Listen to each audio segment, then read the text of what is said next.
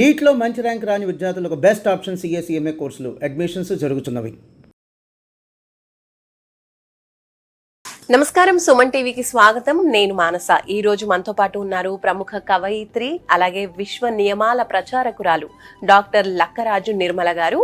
వారితో మాట్లాడదాం. విశ్వానికి సంబంధించి ఇంకా మనకు తెలియని ఎన్నో ఆధ్యాత్మిక రహస్యాల గురించి కూడా మనం అడిగి తెలుసుకునే ప్రయత్నం చేద్దాం. అమ్మ నమస్కారం. అమ్మ నమస్తే. చాలా సంతోషంగా ఉంది ఈ రోజు మీతో మేము మాట్లాడడం, అలాగే ఇంటర్వ్యూ చేయడం అనేది. విశ్వం గురించి చాలా చెప్తూ ఉంటారు, ఇప్పటికీ కూడా ఎన్నో విషయాలు చెప్తూ ఉన్నారు, రహస్యాలు అని చెప్పొచ్చు అవన్నీ కూడా. సో విశ్వం మనిషి ఏదనుకుంటే అది ఇస్తుంది అని చెప్తూ ఉంటారు ఎక్కువగా మీరు. అప్పుడు నాకు అనిపించింది క్వశ్చన్ అడుగుదాం, మీరు ఎప్పుడైనా కనిపిస్తే అనుకున్నాను. ఆ క్వశ్చన్ ఫస్ట్ అడుగుతాను. నిజంగా విశ్వం మనకు అందిస్తుంది, అంత పవర్ఫుల్ విశ్వం మనందరికీ తెలుసు, ఆ విశ్వంలోనే మనం ఉన్నాం కాబట్టి. మరి మనిషి విశ్వం అందిస్తుంది అంటే మనిషి రిసీవ్ చేసుకోవడానికి ఏ విధంగా రెడీగా ఉండాలి? అసలు మనిషి ఏ విధంగా ఉంటే విశ్వం మనం కోరుకుంది మనకు అందిస్తుంది అంటారు? చాలా ఈజీ క్వశ్చన్ అడిగావు, కష్టమైంది ఏం కాదు. చాలా ఈజీ క్వశ్చన్ అడిగావు. అయితే విశ్వ నియమాలు అనే పుస్తకం నేను రాయడం జరిగిందమ్మా. ఆ విశ్వ నియమాలు అనే పుస్తకము రెడీ కూడా అయిపోయింది. ఇది విశ్వ నియమాలు అనే పుస్తకం. 13-14 సంవత్సరాల కృషి రీసెర్చ్ చేశాను. సూర్యకాంతి జగాన పడితో శూన్యం కాదా, పరివర్తన చెందే నీకు వస్తుంది. విబ్జిఆర్లోని రంగులు తెలుపు నుండే ఉద్భవిస్తాయి, 7 రంగుల అరవిల్లులు తెలుపుకే ముప్పు తెస్తాయి తర్వాత ఈ వన్నెలు. అంటే సూర్యకిరణాలు, నేను విశ్వ నియమాల్లోకి వస్తున్నా. ఎప్పుడైతే మనకి ఒక సూర్యుడి బొమ్మ చూపించి 7 గుర్రాలను చూపించారు అంటే మనకు ప్లేవే మెథడ్లో పూర్వీకులు, మనకు ఇప్పుడు టీచింగ్ మెథడ్లో ప్లేవే మెథడ్ ఎలా చెప్తున్నారో, మన పూర్వీకులు మనం కొంచెం తెలివిలేని వాళ్ళమని వాళ్ళకి అప్పుడే తెలిసి 7 గుర్రాలను ఏకచిత్ర రథం సూర్య అని చూపించారు. అంటే అర్థం ఏంటంటే విబ్జిఆర్లోని 7 రంగులు. వి అంటే వాయిలెట్, ఐ అంటే ఇండిగో, ఇక్కడ బ్లూ, ఇక్కడ green, VIBGYOR orange, R red, లాస్ట్ది బ్లాక్, విబ్జిఆర్ లాస్ట్ది ఆర్. అన్ని 7 రంగులు మన శరీరంలో కావాలి. దాన్ని మూలాధార చక్రము, స్వాధిష్టాన చక్రము, మణిపూరక చక్రము, అనాహత చక్రము, విశుద్ధి చక్రము, ఆజ్ఞా చక్రము అని ఇలాంటి చక్రాలు. ఆ రోజుల్లో టెక్నాలజీ తెలియదు కదా, ఆ రోజుల్లో సంస్కృతమే వచ్చు కదా. అందుకని వాళ్ళు ఏం చేశారు, అన్ని చక్రాలు అని చెప్పారు. అంటే పాజిటివ్ ఎనర్జీ పాయింట్స్ భూమి అనే తత్వాన్ని వినాయకుడిగా సూచించి, వినాయకుడు పూజ చేయండిరా బాబు అని అన్నారు. మనం మట్టిలో కాళ్ళు పెట్టాం కదా, చెప్పులు వేసుకొని తిరుగుతాం కదా. 11 గరికేస్తే అప్పుడు వాళ్ళు అనుకున్నారు కనీసం గడ్డిలో కాళ్ళు పెడతారులే వీళ్ళు.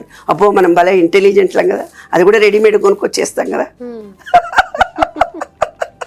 అట్లా భూమితో అనుబంధం తగ్గిపోయింది మనకు. ఈ విశ్వంలో ఉండే భూమిలో, విశ్వంలో గుండా, విశ్వము అంటే 5 ఎలిమెంట్స్: భూమి, గాలి, సూర్యుడు, నీరు. 72% విశ్వంలో ఉంది, మన బాడీలో కూడా ఉంది. మన బాడీలో ఉండే 5 ఎలిమెంట్స్ ఆ రోజుల్లో, ఇప్పుడు మీరు సెల్ ఫోన్లో అన్నట్టుగా ఇంటర్నెట్, నెట్, ఇన్స్టాగ్రాము, ఫేస్బుక్ ఏవో పేర్లు పెడుతున్నారుగా కంప్యూటర్కి, అలా పేర్లు పెట్టినట్టు మనిషిలో ఉండే చక్రాలు, భూతాలు అని అన్నారు. భూతాలు కావు, పిశాచాలు కావు, ఎనర్జీ పాయింట్స్. మనం సైన్స్ ప్రకారంగా చెప్పుకోవాలంటే ఈ విశ్వం మొత్తం 5 ఎలిమెంట్స్, మన బాడీలో 5 ఎలిమెంట్స్ ఉన్నాయి. ఈ 5 ఎలిమెంట్స్, ఆ 5 ఎలిమెంట్స్కు లోపం జరిగినప్పుడు మనలో ఇబ్బందులు కలుగుతాయి. అవి ఎలా కలుగుతాయి దాని మీదనే నేను రీసెర్చ్ చేశాను. దాని గురించి ఇంకా క్లుప్తంగా చెప్పాలి అని అంటే, ఇక్కడ ఉండే పాయింట్ని ఏమన్నారు, ఆజ్ఞాచక్రము అన్నారు. ఆజ్ఞాచక్రం అంటే శివుడికి 3వ కన్నుగా చూపించారు. 3వ కన్ను ఏంటి, ఐసీయూ అని. మనం చేసే ప్రతి పనిని మన కన్ను చూస్తుంది. అన్ని మాటలు అంటూ నీ అంతరాత్మకు తెలియదు, నువ్వు మంచి చేసినావు చెడు చేసినావు అంటామా అనమా? ఖచ్చితంగా అంటాం. అంటే అదే 3వ కన్ను, అదే జ్ఞాన నేత్రము. ఎప్పుడైతే ఇందాక చెప్పాను, ఒక్కసారి జ్ఞానం ఏదైతే వస్తుందో ఇంకోసారి మనం అజ్ఞానంలో పడకూడదు అనేది శాస్త్రం. కానీ మన ఎనర్జీ పాయింట్లో ఈ జ్ఞాననేత్రం కూడా క్లోజ్ అయిపోతుంది. ఎందుకు? ఎప్పుడైతే మీలో పూర్తిగా ఇది ఆత్మ అన్నారన్న, ఆ రోజుల్లో ఆత్మ అన్నారు అంటే ఎనర్జీ పాయింట్. ఏమ్మా ఎనర్జీ పాయింట్, ఈ ఎనర్జీ పాయింట్ ఆత్మ, విశ్వంలో ఉండేది పరమాత్మ అన్నారు. వాళ్ళు 2 పదాలు చెప్పారు, నేను విశ్వము అంటున్నాను, ఆయన పరమాత్మ అన్నారు. పరమాత్మ అంటే 5 ఎలిమెంట్స్తో కూడినటువంటి ఒక ఎనర్జీ విశ్వంలో ఎప్పుడూ తిరుగుతూ పోతుంటుంది. మనలో ఉండే ఎనర్జీ పాయింట్ ఇది.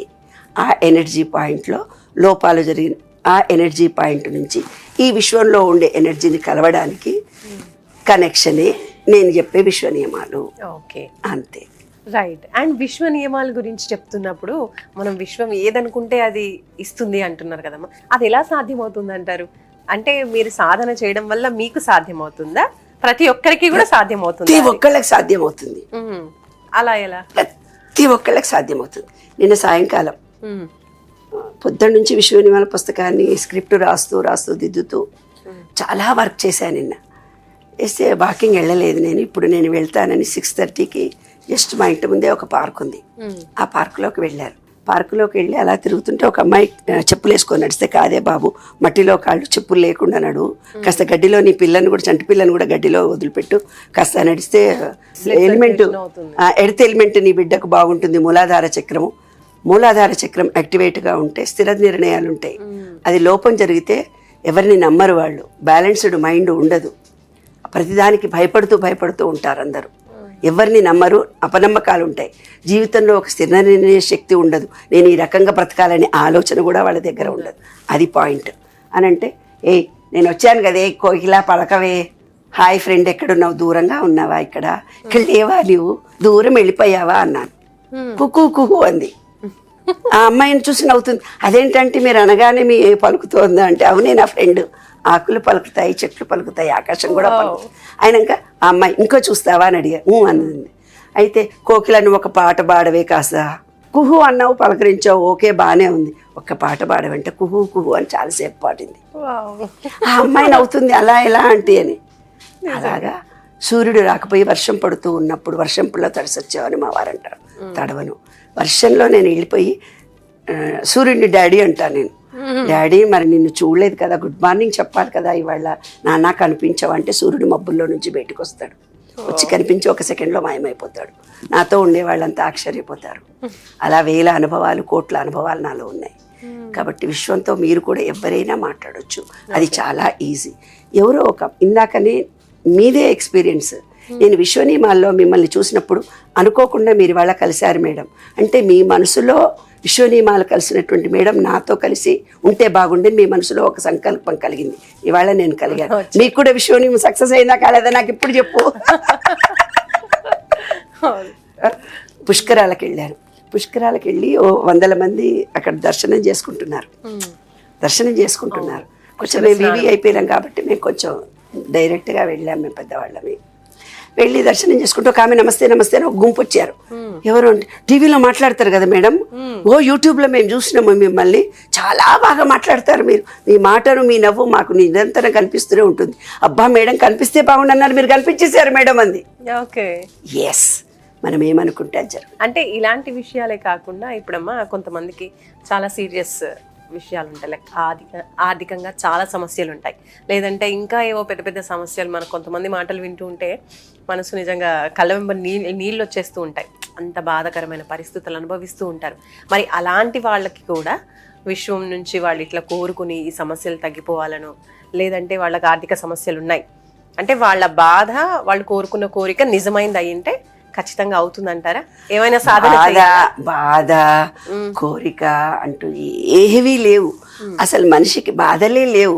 బాధ అనేది నీవు ఏర్పరచుకున్న ఒక ఎంజాయ్. అంతే అంటారా? అదొక ఎంజాయ్. చిన్నప్పటి నుంచి బాధపడి ఎవరైనా చనిపోతే ఏడుస్తుంటే, ఎవరైనా కొడితే ఏడిస్తే, ఏదైనా దెబ్బ తగిలితే బాధ కలిగితే, నీ చుట్టుండే వాళ్ళు ఏడ్చిండ్రు అందుకని నువ్వు చూసి ఏడుస్తున్నావు. ఏడుపు అనేది ఒక ఎంజాయ్ నీలో. అది నీ సబ్ కాన్షియస్ మైండ్లో తయారు చేసి పెట్టుకున్నావు, నేను ఇప్పుడు ఏడవాలి అని. ఏందిరా అప్పుడే ఏడుస్తున్నావు అవసరానికి, ఇప్పుడు కాదు కదా నేను కొట్టినాక అంటే. చిన్నప్పుడే ఏమంటారు, కొడుతున్నామని కట్ట తీసుకపోయి ఏడుస్తారు. అట్లాగే మనలో ఉండే భయాల ద్వారా మనము ఏర్పరచుకున్నది దుఃఖము, బాధ అనేది. బాధ అనేది అక్కడ లేదు, ఇక్కడ ఉంది, మనసులో ఉంది. నీవు ఏర్పరచుకున్న సబ్ కాన్షియస్ మైండ్లో ఏర్పరచుకున్న భావన ఇంతనా ఇంతనా ఇంతనా ఇంతనా ఇంతనా, అలా నీకు దుఃఖం కలుగుతోంది. దుఃఖం అనేది బయట ఎక్కడా లేదు, కాలం అనేది ఎక్కడా లేదు, ఇంకోటి సంతోషం అనేది కూడా ఎక్కడా లేదు, మనలోనే ఉంది. ఎస్, నిరంతరం మీరు ఎలా సంతోషంగా ఉండగలుగుతారు అంటే కొన్ని భావాలతో నేను డిగ్నిటీ ఉంటే నన్ను గౌరవిస్తారు, నేను ప్రేమగా ఉంటే గౌరవించరు అన్న భావాలు మనలో ఉన్నాయి కదా. అలా మనం ఎప్పుడు అంటే ఇట్ ఈజ్ రైట్. ఒక హెడ్ మిస్ట్రెస్గా ఉన్నప్పుడు చీప్గా నవ్వుతూ మాట్లాడే సందర్భంలో మాట్లాడగలగాలి, కానీ ఎప్పుడు డిగ్నిటీగా ఉండాలో అలా ఉండకపోతే అడ్మినిస్ట్రేషన్ నడవదు. ఒక పోలీస్ ఆఫీసర్ స్ట్రిక్ట్గా ఉండాలి, దట్ ఈజ్ ఆయన డ్యూటీ. అలా ఉన్నంతసేపు అదే అతని జీవితం కాదు అని అతను గుర్తించుకోగలగాలి. అప్పుడు ఏవో యూట్యూబ్లో చాలా చూస్తున్నాను, రిటైర్ అయిన ఆఫీసర్ వచ్చి కాలు మీద కాలేసుకొని నన్ను అందరు గౌరవించే వాళ్ళు ఇప్పుడు ఎవడు పట్టించుకోవట్లేదు నన్ను అని వస్తున్నాయి. పార్కులో కూర్చుంటే ఆఫీసర్ అంట, అప్పుడు ఆఫీసర్ కాబట్టి నమస్తే సార్ నమస్తే. ఒక పొలిటికల్ లీడర్ అయినప్పుడు వాడిని ఓహో అంటారు. వాడు అక్కడి నుంచి 6 పార్టీ పోగానే వాడిని ఎవడు గౌరవించారు. కాబట్టి సంతోషం అనేది కాలం కూడా మీరంటారు కాలం సరిపోతలేదు, నాకు టైం సరిపోతలేదు, టైం సరిపోదు అనుకుంటే సరిపోదు, ఉన్నది అంటే ఉన్నది. కాలం నీ చేతుల్లో ఉంది, బాధ అనేది కూడా నీ చేతుల్లోనే ఉంది. కాలం మారుతుంది, మనుషులం మారుతాం, కాలం మారదు. అది సత్యం. విశ్వ నియమాల్లో సత్యాలు ఇవన్నీ.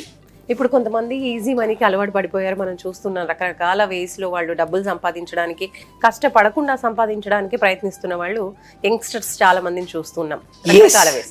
సో మరి అలాంటి వాళ్ళకి ఇప్పుడు ఈ విషయం తెలిసిందనుకోండి, విశ్వం నుంచి కూడా వాళ్ళు కోరుకుంది అంటే వాళ్ళకి కావాల్సిన డబ్బు రావాలి అని వాళ్ళు ప్రయత్నించారనుకోండి, అలా వస్తుందా అంటే, లేదా మన కోరిన కోరికలో నిజాయితీ ఉండాలా?